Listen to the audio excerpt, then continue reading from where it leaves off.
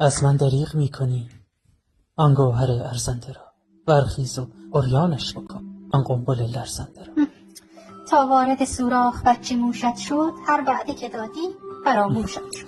هر وعده که دادم به خاطر دارم، راضی نشوی تا خود صبح شعر دارم. حیف است که این پا به بالا نرود، این موش که اینجاست به آنجا نرود. شنیدم، فقط پول باید بدی برم جمله بازار، میخوام مانتو بخرم. باشه بکش پایین. بانویوها رفته جمعه بازار؟ بله سرورم، متاسفانه بانویوها کارت بانکی شمارم با خودشون بردن. از صبح داره دلنگ دلنگ پیامک برداشت میاد. برداشت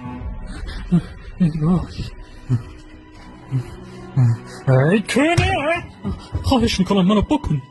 همین الان برو بانویوها رو برگرد. اگه همین الان برش نگرد و میخوایم تو پرتم نمیمونه. کونی های بی مصرف 755,500 تومان از کارت من برای چی کشید؟ قربان، اجناس ما وارداتی هستن، قیمت متریالشون گرونه. گیرم تو متریالش.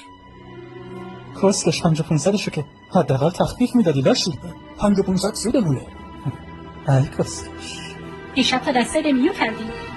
وقتی خربازه میخوری باید پای لرزشم بایستی امپراتور.